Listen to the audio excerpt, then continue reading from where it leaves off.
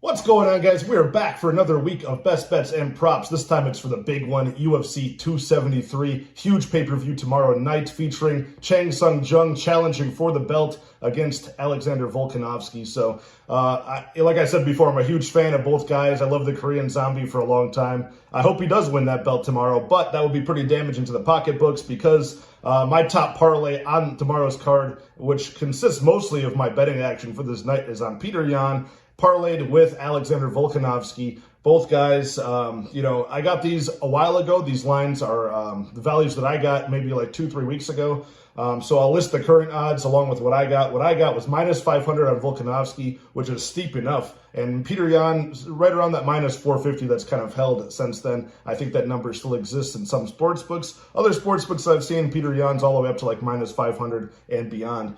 But additionally, I made a 4-fight parlay. Again, this is a while ago with Khamzat Chimaev and Dricus du Plessis. Now, the du Plessis fight has been canceled. Alexander Hernandez now has a new opponent.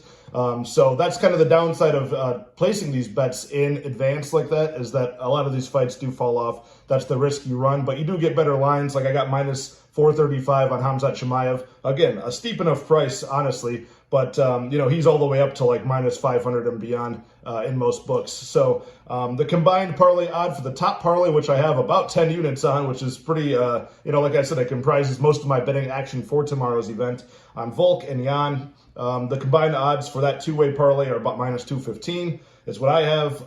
Combined with the Khamzat Chimaev minus 435, that is minus 125 combined odds for the 3-fight parlay. I have a few units on that as well. That comprises most of my own personal betting action on the card. I'm going to add some props. I have added some props on there that I'm going to go over, and a couple of money line spots I like for the card. I don't want to get too deep on this card because I put most of my action on the main events, like I mentioned. But just to cushion the blow if one of those guys drops the ball, and I'm sure one of them will drop the ball. I mean, it's hard enough to depend on one guy with most of your betting action for the night, but to depend on all three, that's a whole different story. So in case one of them does drop the ball, we've got some props and some money lines to bail us out. If you want to attack, we'll start with the main event since we've spoken about it already. Attack the Alexander Volkanovski and Chang Sung Jung fight from a different angle. The money lines are a little bit too steep.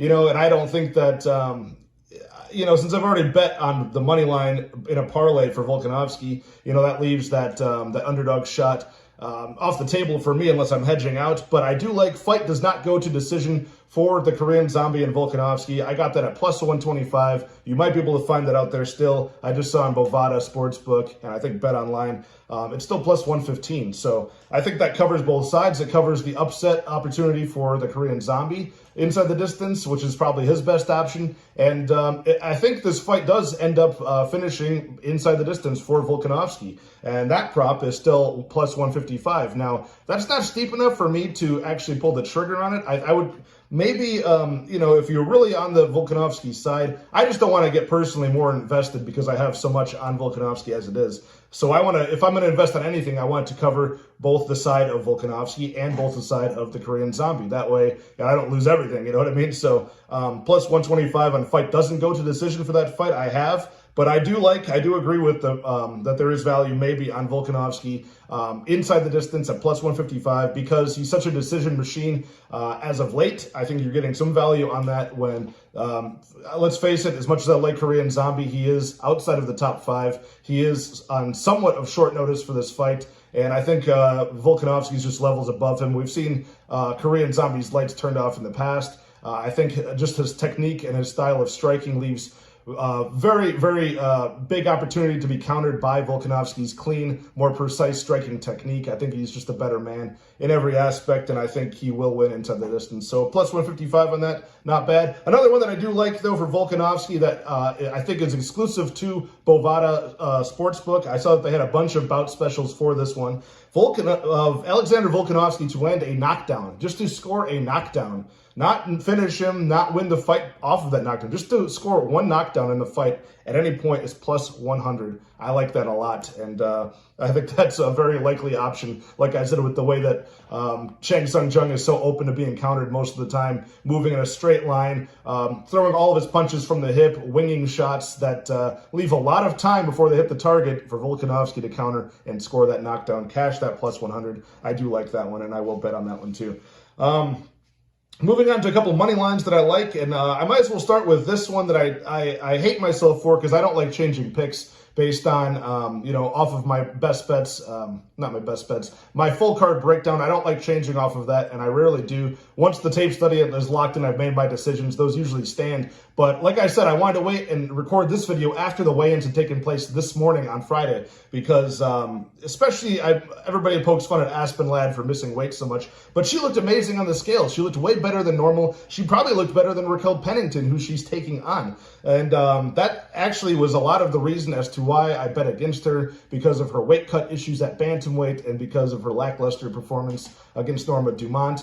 But again, that Norma Dumont fight last time was up a weight class after she had botched a weight cut at 135, and she had to face Norma Dumont like a week or two later after botching the weight cut. So that probably aided in her bad performance. I think Norma Dumont is a very formidable opponent too. So I'm going to give Aspen Ladd another chance. I'm switching that pick at plus 160 on the money line for the underdog. That's not that bad, honestly. I'm not going to put money on the money line personally, just because I'm so biased against her after her last performance. She looked bad, but she looked good on the scale. So if you want to add plus 250 for her to win by decision, I would like that one a lot. I think inside the distance, she's quite a bit of plus money too. But I'm not going to get too greedy on her. I think by decision is good enough. I think all of the experience of Raquel Pennington, I think she can hang in there. And, I think Aspen Ladd will be more grapple heavy, if anything. Raquel Pennington, this is a short notice fight for her. So, if her cardio dies out, I still think that she's tough enough to hang in there against Aspen Ladd through 3 rounds and just lose a decision. So that's now my prediction for this fight, is I'm switching to Aspen Ladd after the weigh-ins. I think she'll look decent. So plus 250 by decision, Aspen Ladd. That's the money. That's the prop I would look for. But again, I don't hate anybody who sees something different and sees her winning by just pure money line, which is plus 160. Not bad either. The other money line that I do like is Jared Vanderaa to beat Alexei Oleinik, who's almost 45 years old. You're getting the younger guy in Jared Vanderaa, the much bigger guy, cutting down to 265 to make weight. And he's only minus 110 on the money line. I like that a lot. I like a couple of spots in this card too. Fight starts round 2 for Vanderaa, Alexei Oleinik. Not bad. I think Oleinik is still going to be durable enough in his old age. He's just had so many fights. He's so experienced. He wears damage pretty well, unless he's fighting like a big power puncher like Derek Lewis or somebody. But I don't see that happening here against Vanderaa, who doesn't have much finishing ability. He hasn't shown too much of it. So fight starts round 2 is minus 135. I like that one quite a bit. Couple other spots I see value on. And I'm not saying bet all of these. I'm saying pick one that you like and move on. These are spots that I'm finding value on. I think the money line at 110 for Vanderaa is good enough, but fight goes to decision is plus 275.